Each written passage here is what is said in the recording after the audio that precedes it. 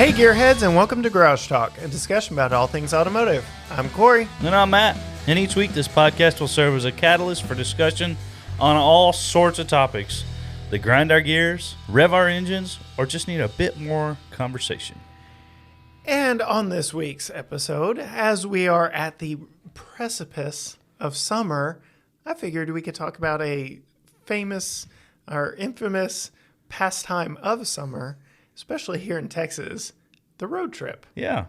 So we've talked about road trips on this podcast before. In fact, last summer, it's kind of like we had an idea or something that we were going with. But last year we talked about road trip music, road trip games, tips, snacks, tips and tricks that we like to do as fathers, and with little ones in the back seat to keep the craziness to a minimum. Still waiting on the Biggs brand sunflower seed sponsorship. That would be nice, right? So, I'm actually looking right here. We've got episodes 19 and 20 of season 1. We did a 2-part episode covering road trips last summer. And so we're not going to rehash what we talked about last summer, but I myself just got back from a insane one-day whirlwind of a road trip. What time did you leave that morning? So for those of you who have been following us on YouTube, I went down to the media preview of the Houston Auto Show in Houston, Texas. And for anyone who is familiar with the geography of Texas, Tyler, Texas, where we are based, right, and Houston, Texas, depending on traffic, are a good 3.5 to 4.5 hours away from one another. Right. So, yes, I left as near as makes no difference, 4:30 in the morning. God. To be outside of the Houston Astrodome is how I like to view it, right at around 8:30 that morning for the media preview of the Houston Auto Show. And let me tell you, folks, we have been away from car shows for far too long. Agreed. I was addicted to the smell of the show carpet that they were. I was like, man, I miss this smell. And it's just convention center carpet. Like, right. Any convention you go to, it's the same carpet. But in my brain, my brain associates that with car shows. And so it was just awesome to be back in the presence of multiple vehicles set under a roof for our viewing pleasure, for us to be able to sit in, push buttons on, get hands-on with, especially vehicles that there were 2 that I hadn't even seen yet. Actually, there were more than 2 that I hadn't even seen yet in person. Several, yeah. And several of which you'd have been much more comfortable coming home in than what you went and came back in. So let's see. The Ford Bronco, the actual Ford Bronco, not the Bronco Sport, I got to see 3 examples, 2 Badlands editions, and then 1 heavily modified Outer Banks edition, which that preview is up on our YouTube channel. I got to see the Jeep Grand Wagoneer and Wagoneer, which... Yeah. Okay, I'm not exactly sure when build and price went up on the Jeep website, but I know it's up today because I went and I built and priced my Wagoneer. That's the quote-unquote cheap one for the quote-unquote masses. Yeah. I am typically prone to max out and make one as expensive as possible. I went with the Series 2, which is Series 3 is the top of the line of the Wagoneers. So, again, I went with the lowest grade that I could on the lowest grade version, and I still got that thing up to $82,000. Yeah. So, I don't know how many of you, our listeners, like going on Build and Price and figuring out what a rig costs, but I was blown away at how quickly that went from $69,000 to $82,000. Yeah, with just a few options. Like, golly. Yeah. It was ridiculous. So, it was really cool to get to sit in and see those again in person. Funny experience, I got to see the Grand Wagoneer concept vehicle, the one-off concept vehicle. Right. The one-off concept vehicle, very early in its media circuit. And I remember sitting in it, and it was very much a one-off concept. Like, half the stuff didn't work. Not so much that. So they had built-in like show modes. They had a remote control that they can control the screens and different displays that they could do with it. But some of the fit and finish would not withstand. Left a little to be desired. Yes.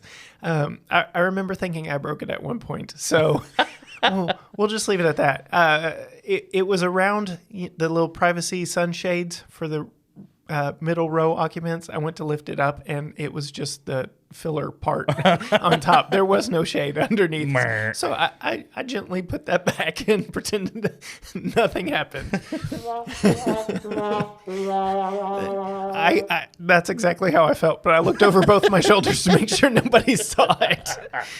But that was the concept. The ones at the Houston Auto Show, aside from a few power functions not working because of them being in an accessory mode or them being shut down at the exact time that I was messing around with them, all that aside, I'm very much looking forward to, we were promised or hinted at that you and I will get to drive those in October.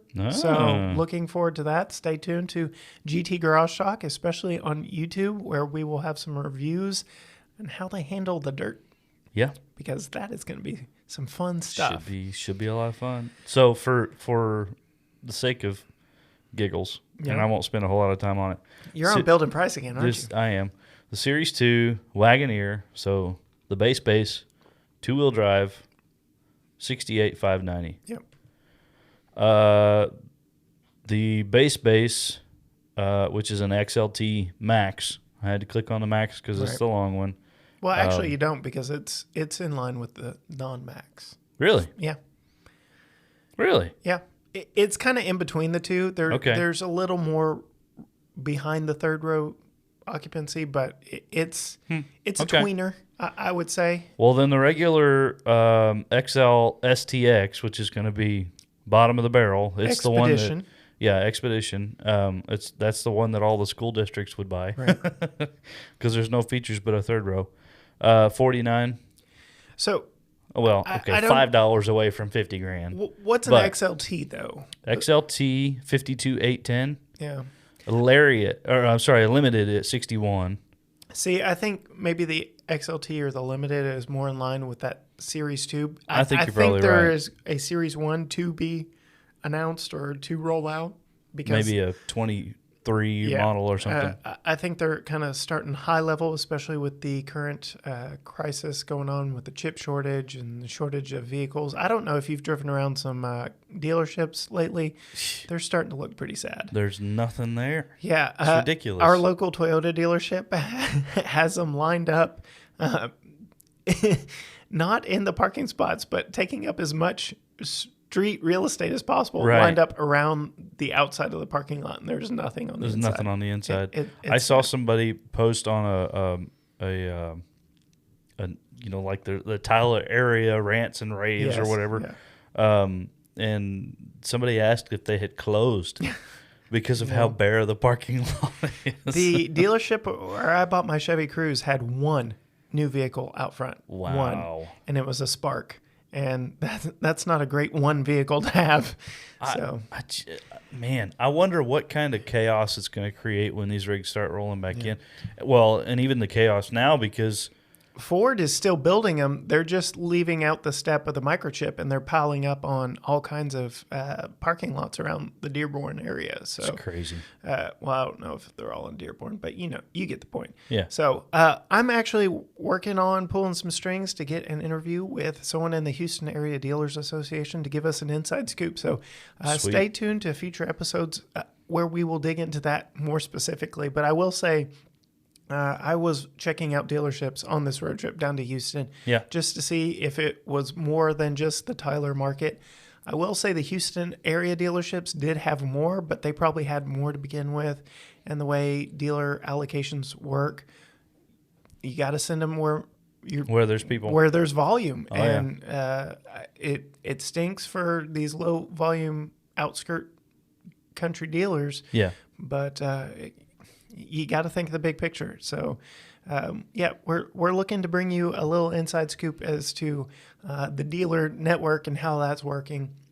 But that's not what this episode is about. We want to be a little more uplifting and charming and jovial in this episode. And so on this road trip, I was compiling a list of things that popped into my mind that I wanted to get your opinion on, Matt, and I wanted to get your opinion on, listeners, that maybe you do on road trips. Maybe you never even crossed your mind on road trips. But the first thing on my list is 77,777. 770. Yeah. I said that right. Yeah. I just want to make sure I got all the sevens in there. It's the lucky number 7. I felt all the sevens. I felt like I hit the jackpot, and that was my odometer reading that I just happened to glance down at. Nice. Coming back through Palestine, and yes, it's pronounced Palestine, Texas. On my way back from Houston on this trip, I looked down, and sure enough, all 7s, and I was able to actually snap a picture of it. I don't know if anyone else gets super excited about mileage milestones. Yeah. That was a fun one for me. That was a fun one. I probably should have found a way to buy a lotto ticket at that moment. find something to invest in at that moment. That's my lucky moment. Lucky number 7 across the board. But that got me to thinking a little bit. So I've made no bones about it on this podcast. I have a 2013 Chevy Cruze Eco manual. And I bought that vehicle because I was doing a lot of miles on Texas roads, mostly Texas highways. So I wanted something that could eat up the miles without drinking the gas. Yeah. And I didn't want to go hybrid route. I didn't want to, the EVs weren't really on my radar at that point in life either. Right. It's Prius or Insight, and that was kind of all you got.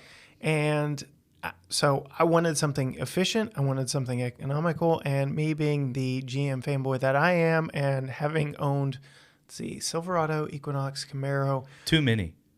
Now Cruze, 4 Chevys back to back to back to back. Naturally, I gravitated towards the Cruze Eco. And I'm very glad I did because, one, it is a great handling car. It's very fun to drive around the twisties. I got the manual, which also made it very fun to drive, and it made it very efficient. I did some math after hitting my lucky 77,777, and my lifetime MPG, as I am very fast approaching 80,000 miles on this rig, is as near as makes no difference, 40 MPG. Wow. And that is city driving.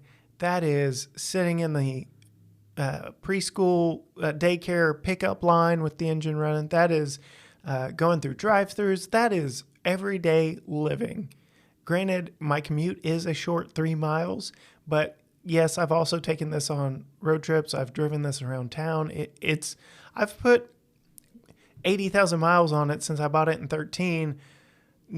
And only working 3 miles away from work. Right. So you do the math as to, exactly how heavy I've been involved in city traffic, but it's seen Dallas traffic. It's seen Houston traffic. Yeah. It's seen College Station traffic leaving a football game. So, I've seen very low MPGs on this, but to get a lifetime MPG of 40 miles per gallon, and something that was highway rated for 42, I'd say is pretty impressive. That's pretty good. And when it seems like everybody, including yours truly, is talking about EVs being the future, we were onto something with this eco formula that Chevy was working, that I'm able to get this kind of result.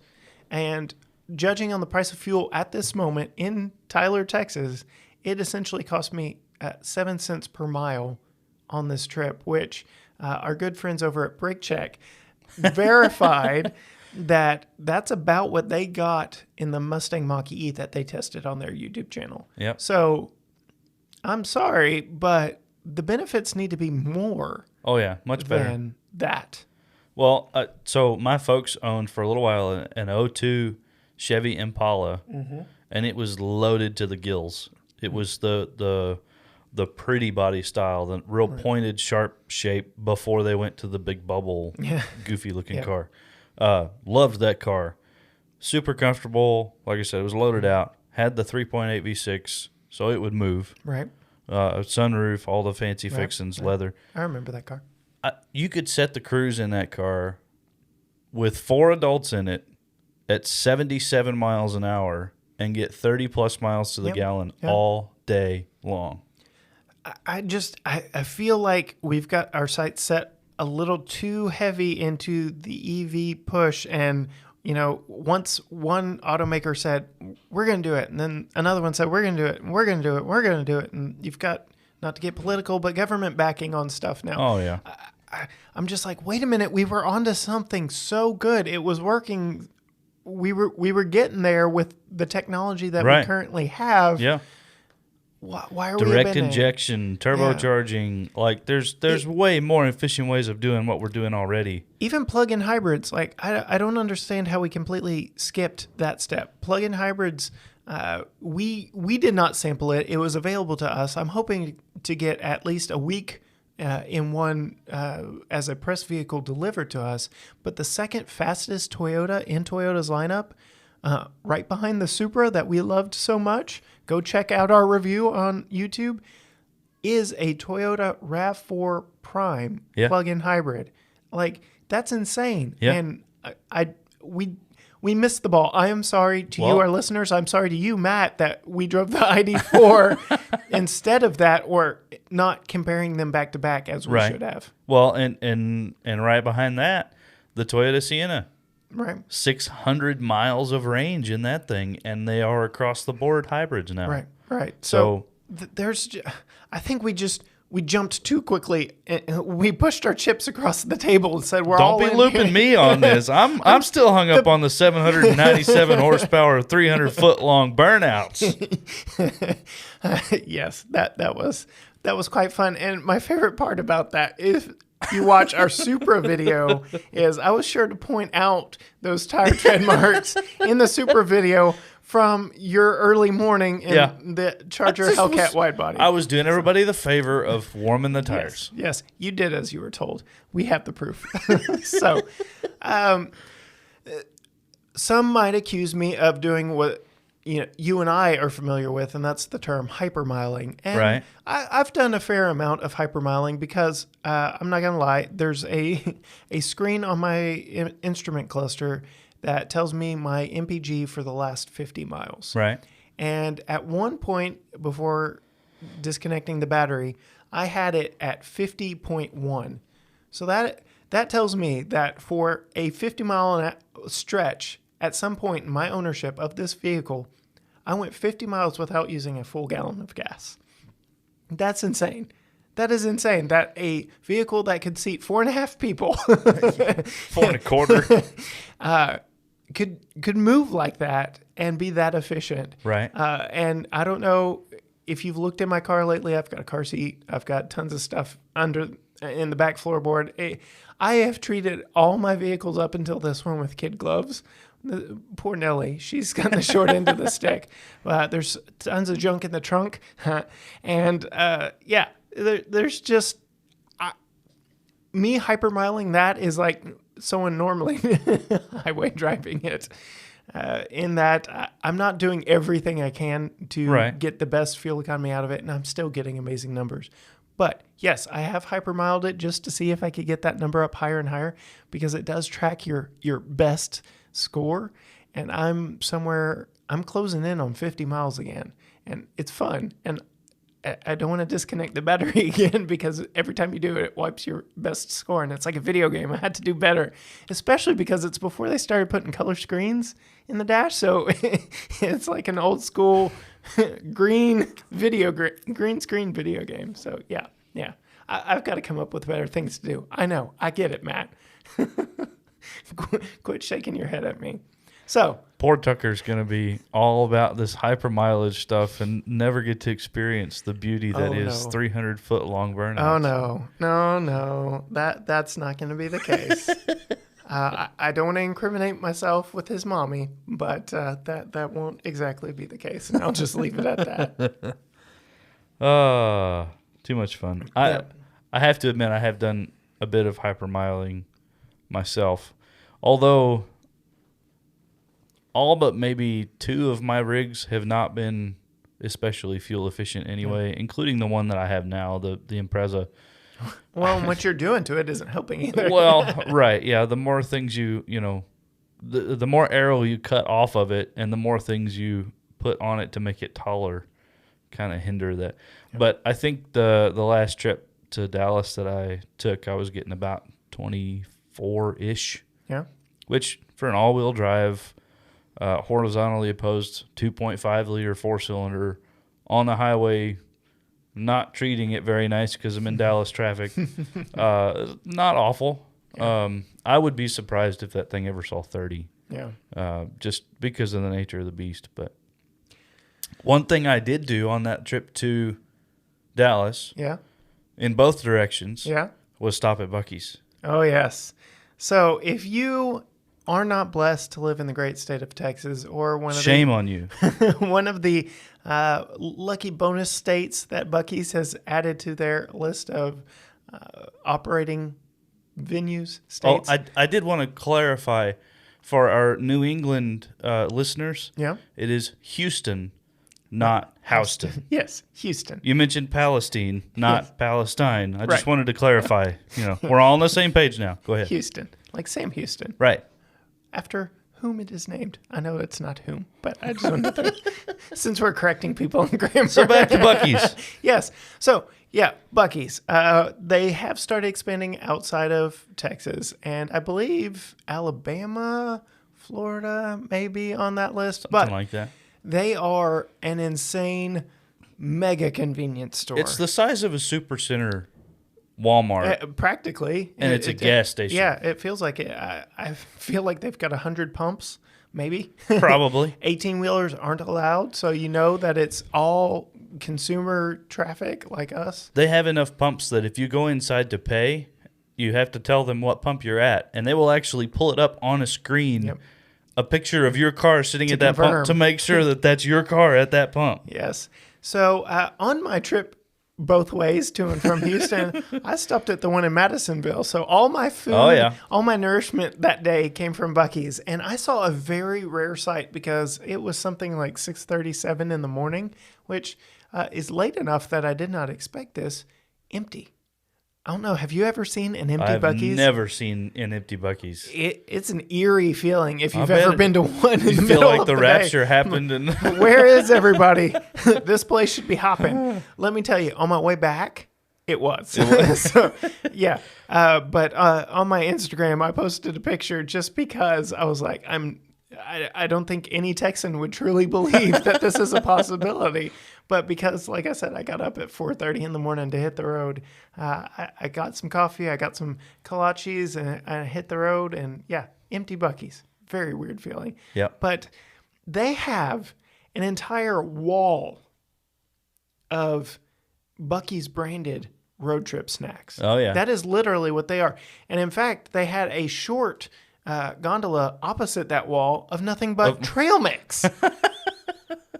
And the one I picked out was a peanut butter mix, and oh my goodness, it was so good. Peanut butter chips, basically Reese's peanut butter cups, basically Reese's Pieces, chocolate-covered pretzels, and peanuts, all in there, and it was so good. And it's healthy for you because it's trail mix, right? Yes, we will go with that. I did look at the back of the label and I said, why am I looking? No, like, stop it, Cory. Yeah. And so I ignored the numbers that I saw and moved on. So when I stopped on my way over, I hadn't had breakfast yet. I went over and saw the Broncos, the same 2 Broncos that you saw, or 2 of the 3. And I saw them in Dallas the weekend before you went. It's been a couple of weeks now. I got the little protein cup, I guess is basically what it is, but it had a couple of different kinds of cheeses and pretzels in the top of it. Super inexpensive, and I barely finished it because of how much it was.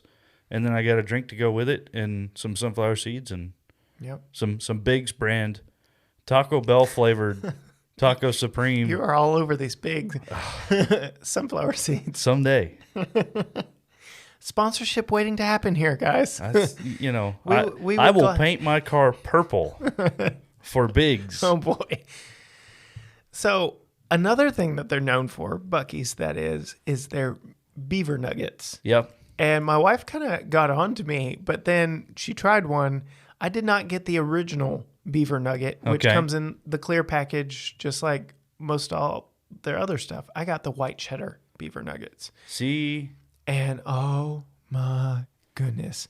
Basically, it's a Texas branded Cheeto Puff, and it was covered in white cheddar to the point where there's white cheddar all in my car now from eating and driving.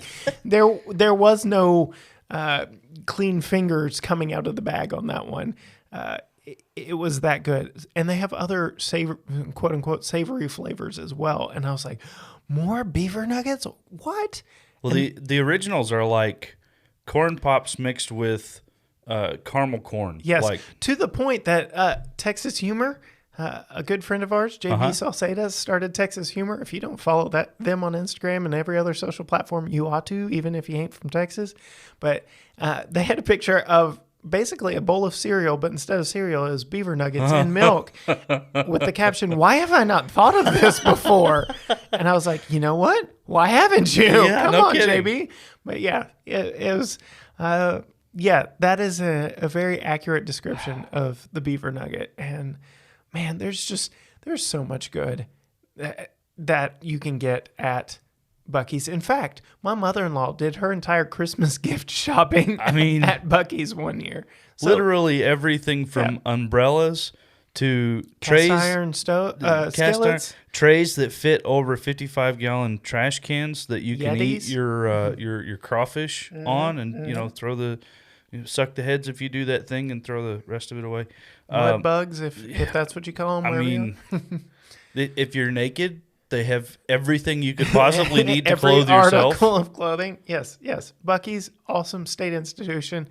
And we're, again, sponsorships waiting. We'll gladly... Bring it on. Yeah.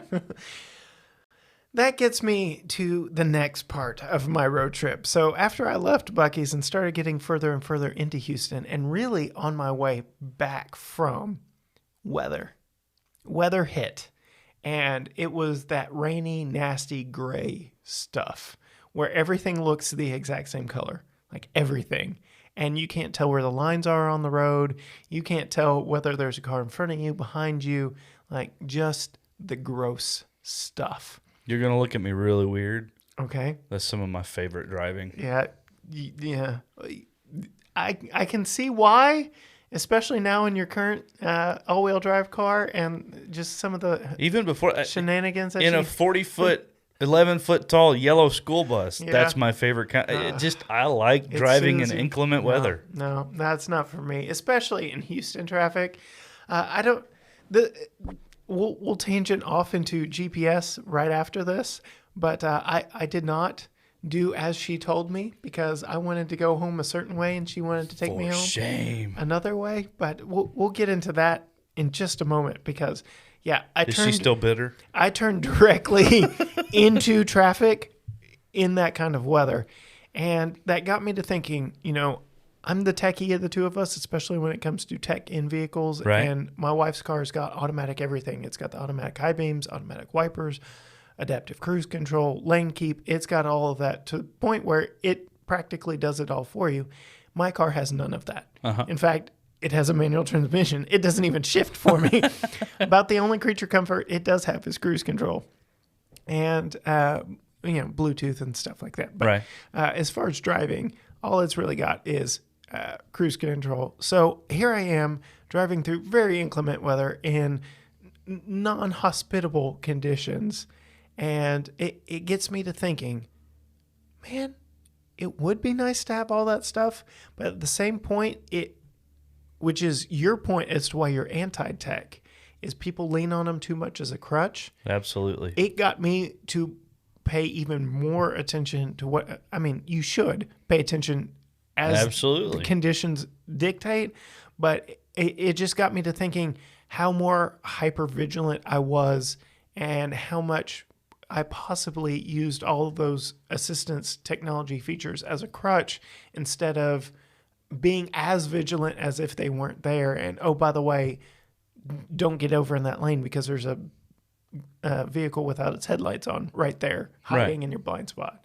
So, yeah, got me to thinking about my stance a little more on technology in cars and just the awkwardness that my wife's car's got it all and I've got nothing. And I'm like, man, I took the wrong rig on this trip. Yeah. But it was still a fun trip. And like I said, it was a very cheap trip for me because there and back, 445 miles, 1 tank of gas. Nice. $35. Like, what, 7 gallons? I think it was 11. 11, yeah. Yeah. It was $35, 445 miles. Like, kid you not, I filled up right before I left, filled up right before I got home. And nice.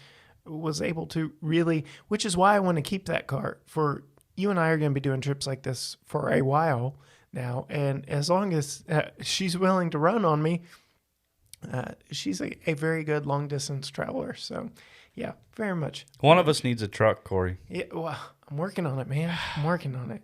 So that takes us into the segue I was about to get into, and that is GPS.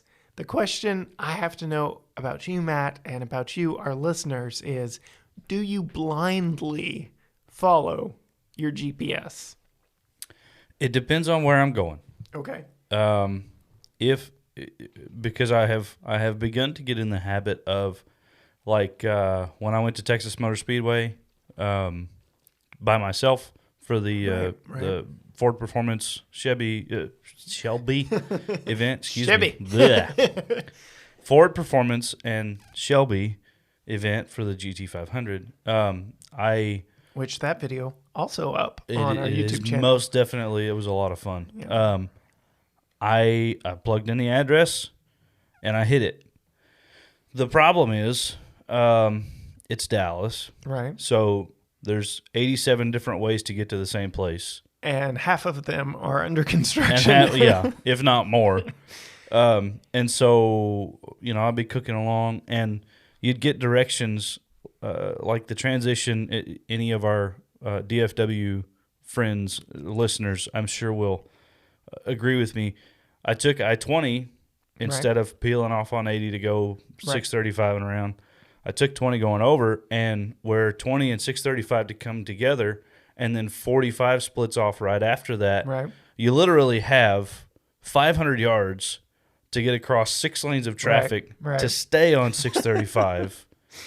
Whoever came up with that idea is a moron. So if you're not paying attention and listening to the GPS, or if you're listening to the GPS too closely, you can end up going the wrong way in a hurry.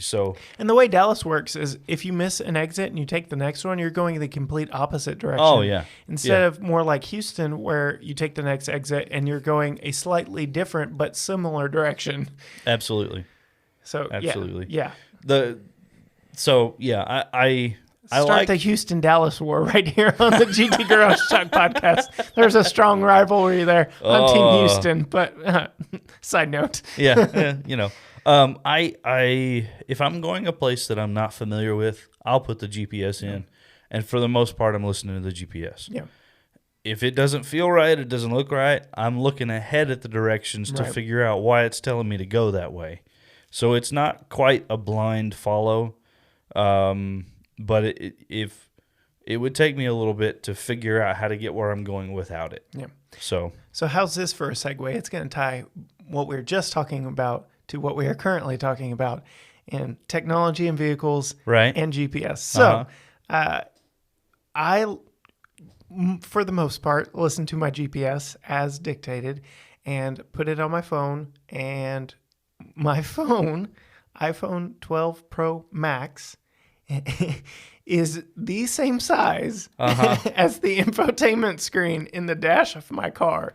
So the center stack. Yes. Infotainment, not even the one behind the steering wheel, but the main screen in my car. And it's inset because it's before they got all glossy and super high definition and all that stuff. So it's inset so the sun doesn't completely wash it out.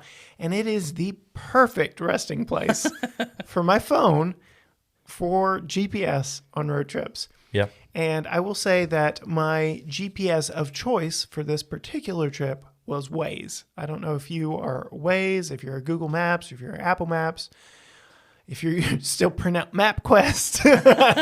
I don't know. Sound off. What GPS method do you use to navigate? I've got a funny story about all three of them.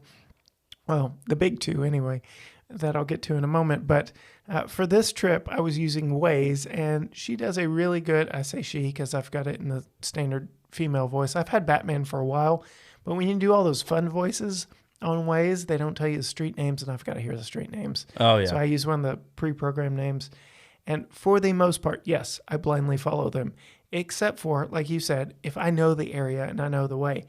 And so typically from Tyler to Houston, Houston to Tyler, there are two main routes that most people take. One is going through Buffalo and hitting 45 and going south. Yep. That is my preferred method because when you get to 45, you hit the cruise control, set it, forget it, and go. Yep. The other way is through Lufkin and Crockett and all the small towns in between. Yep. 69 to 59. Yeah, and speed up, slow down, speed up, slow down, yeah. speed up, slow down, speed up. And Loop. yeah, and get stuck behind someone slow and you can't get around them. Yeah. And just, no, I don't prefer that. That is my dad's preferred method of going to and from Houston, not mine. And on my way back, driving through the yuck that was the grayness that you love so much to drive through, I realized very quickly she was trying to take me home the way I hated. I was like, no way am I driving through this yuck on a route I despise. Right. I want to get on the open road and go. And so sure enough, I veer off because I'm watching the street signs, the way we used to, so we know where to go. Yeah, the whole reason they're up there. Right. And I peel off to go 45 north, immediately into traffic. And it was that way until we got north of downtown Houston, and then it opened up and all was mostly well again. But it got me to thinking, like, how many of us think we know better and try and best the GPS? Because what she was trying to do was keep me out of that traffic. Right. Regardless of the fact that I did not want to go that way, she was taking me the most efficient route. And me and my, to say I'm a stubborn redhead is an understatement. I was like, no way am I going that way. No. That's actually the way you and I came back in my Camaro when we went down there for a baseball game. And okay. Yeah. That I didn't think we were ever going to get home. I was so tired too. The stretch from Lufkin to Tyler is like forever. Yeah. Well, and it's the same from Terrell to the 69 exit on I-20. That's true. There is nothing. Yeah. Literally nothing. That Camaro definitely made those stretches feel shorter. I'm going to say feel shorter. Yeah. I'm not going to say that triple digits were involved. So, referencing the GPS. Yes. The ETA, projected ETA, please tell me. That is the best game to play. Okay. Although Waze does too good of a job calculating, I think, for your driving behavior. The Waze version is really hard to beat. Google, I have found, is fairly easy. Apple is fairly easy to beat. But yes, that is absolutely a fun game I like to play. Yeah. Is I make a mental note when we are leaving, when we're setting out. All right, here's the time. Yep. I'm going to beat it. Okay. How much can I beat it by? How many times have you put the info in, you hit go, you're within 5 minutes of leaving the house, right? And you've set it, and it gives you a time like 5 p.m. straight up, right? And it's noon, right? Wherever you're going, 5 p.m. straight up, and you're going, and you're going to have to stop somewhere, but the goal is still to beat that 5 p.m. So even with a stop, right? And then you get back in the car and it's like ETA 5:13. Crap. Now I gotta, Now I gotta make up 13 minutes. Don't tell the wife. Hammer down. Yep. Basically. Yes. I'm ashamed to admit that it's because I left at 4:30 in the morning. I cannot remember the original ETA. It was somewhere in the 8:30 realm. Right. And I think even with my Buc-ee stop, I was pretty close to my original ETA. But again, I left at 4:30 in the morning. Yeah. So that has a lot to do with it. But yes, that is absolutely a game I love to play, is Beat the GPS. Well, and everything in Texas is measured in minutes, not miles. Yes. So, across town is 20 minutes, right? Yes. It's not 7 miles, it's 20 minutes. Dallas is 2 hours. Dallas Houston is 2 4 hours. hours. Houston is 4. Austin's 5. Yeah. San Antonio, I think, is 8. I want to say. No, that seems too long. No, it's only like 5.5. Yeah, It's Because basically you go to Austin, but before you get to Austin, you turn left. Yeah. So. Well, I love the 95 miles that I can legally drive around Austin now. A cop may or may not have been beside me doing 95. Hey. I felt no shame. You know what? The beach is 4.5 hours away. Yeah. Well, depending on what time you leave, because again, Houston traffic. Agreed. But yeah, so everything in Texas is measured in minutes. So one last thing on this whole GPS subject.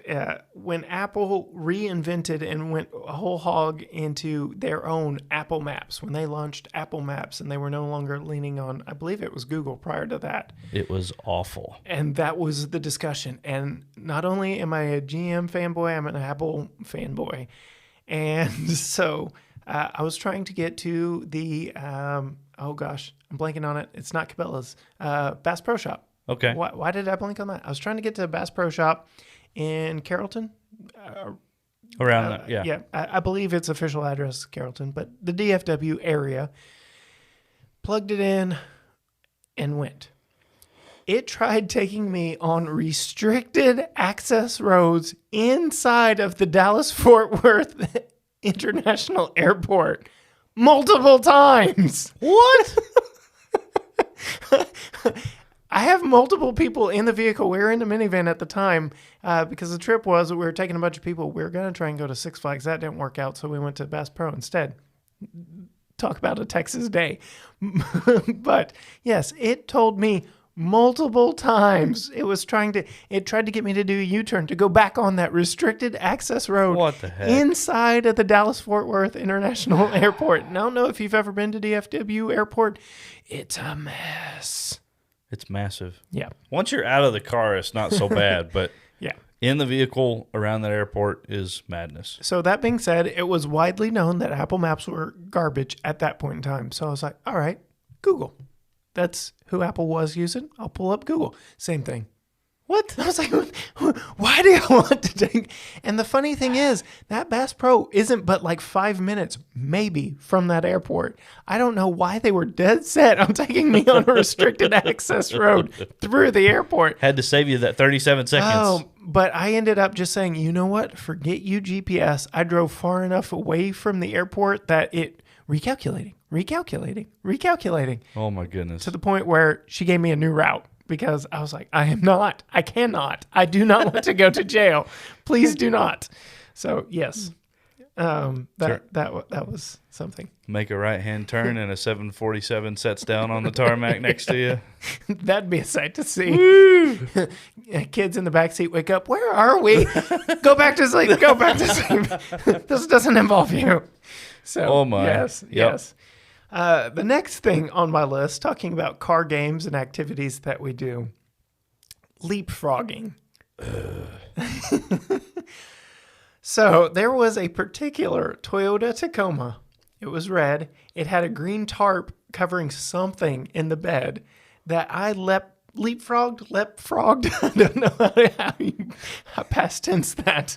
Leapfrogged with for I don't know how many miles. Before and after my Buc-ee stop. So apparently they stopped along with me. There were multiple vehicles that including the one I parked next to at Buc-ee's, that I had been leapfrogging with since Houston. And check it out on the map. Buc-ee's Madisonville, downtown Houston. You do the math. Yeah. But yeah, multiple vehicles was were playing leapfrog with me and I with them all the way to the Buc-ee's in Madisonville and some thereafter. But what gets me is I've already alluded to it on this episode. I'm a cruise control type of guy, especially in my wife's adaptive cruise. Right. I like to sit it, go, and get around the slow pokes when necessary. And oh my goodness, they were out in force Wednesday. And I can't tell you how many. The one that gets me is, again, I'm on cruise control. When they go around you and you immediately start slowing down to the point I have to go around you on cruise control. Yeah. Like, if you're going to get in front of me, keep going. Yep. So, yes. Yep. Do y'all leapfrog? And next point, do you talk to the vehicles from your vehicle? Do you shout at them? Do you call them out by car, by color, by specific model, by green tarp Tacoma? Like, do you make up nicknames for them? What do you do? Do you do it, Matt? There might occasionally be some expletives in the discussion when talking about it depends on if the wife and kids are awake. I'm glad you clarified, because my immediate thought when you put on here talking to other cars, I was like, okay, like when a semi comes around you, you flash your headlights to let them know that they can come over in front of you and that type of like the way that cars communicate. Or the nice flash to let somebody know they're coming up on a cop going the opposite direction. Which is illegal. So you don't do that ever. No. I'm referencing what I've seen other people do. Yes, exactly. So I'm glad you clarified, because yes, usually the word is idiot or stupid or why did you do that or... So I'm laughing so much because I've had people be able to tell that I'm animated behind the wheel, perhaps at them, perhaps for another situation, that I've ended up at the same location with them before. And it's like, I'm going to park around the other side of Buc-ee's today. Yeah. But I may or may not get animated behind the wheel. And if I ever get animated at you, I like this as a very nice generic term. If I ever get animated at you when you're driving around me, take no offense. Get out of my way. it would if you just get out of my way, it's all good. It's as simple as, tapping the brake pedal, letting me come on by. Yep. And then don't pass me ever again. Yep. I can say that I have once taken defensive driving with a former Texas Highway Patrolman who said, and I'm quoting him as fact on this one and will till the day I die, that if you are driving in the left lane and you get passed by someone going with the flow of traffic in the right-hand lane, right, you get the ticket as the slowpoke in the fast lane. And I sure hope that's true, because every time I do that to somebody, I'm like, I wish a cop was here. So, yeah. We've already kind of touched on games both last year and with the GPS, Beat the GPS game. Yeah. So my last thing on here is more or less just for fun, because it did not start on my road trip until in between Palestine and Frankston, Texas. Okay. On my way home. Please define the term, because I'm a little concerned. I'm getting there. We're closing out the show on this, so let me build to it. I had been listening to a podcast. I'm a podcaster, so therefore I listen to podcasts too. Thanks for listening. No. You can't do that to me. I'm taking that board. I sure can. There's a mute button over here. I was just, So, okay, go ahead. Yes. I was listening to podcasts for a majority of my trip. Yeah.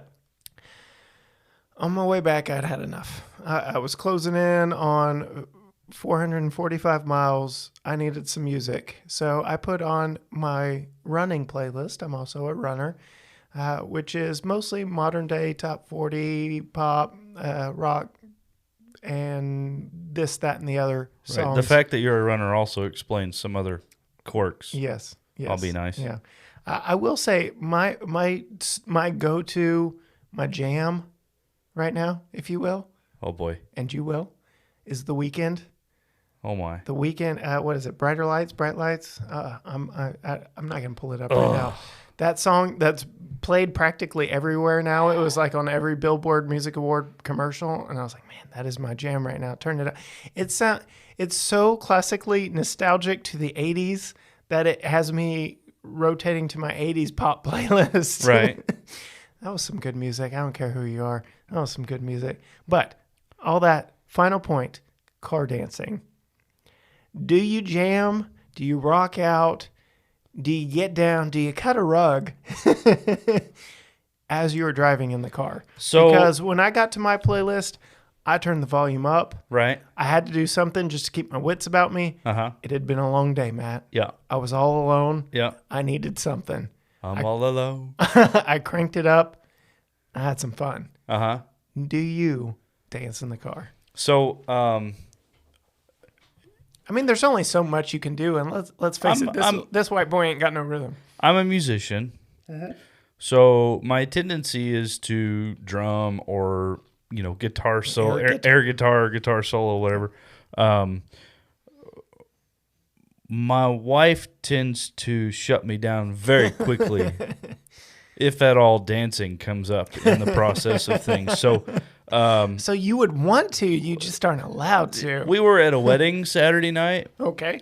I got to dance for one song. In the hour that they were playing music, I got to dance for one song, and it was the slow song. Oh. And she kept moving us back to the place that we started at instead of us, easing around the dance floor, moving this way. No. So as far as dancing goes, in a car or otherwise, I do not. I do. No surprise here. And Tucker does as well. Although you can turn music on at any point in the day. We've got Apple HomePods throughout the house. Tucker will start dancing. So nice. We're a dancing family. We don't do it well, but we do it a lot. And with that, we will ask you, the Gearheads listeners, any of the topics that we've covered today. Do you get excited about milestone mileage in your car? Do you hypermile? What is your go-to road trip stop? Ours is Buc-ee's. We're here in Texas. What are your go-to road trip snacks? Tech in cars? No tech in cars? Does it help on road trips? Hurt on road trips? Do you blindly follow GPS? What's your GPS of choice? We want to know all these things about you, our listeners, because we ask our guests most of these questions every time we've got someone on. So now we want to hear from you. Sound off. Go to gtgaragetalk.com. There you've got links to all of our social media. Comment on the links on social media for this episode. Let us know the answers to all those questions. Keep up with us on YouTube. We've got all kinds of reviews coming out. Until next time, bye.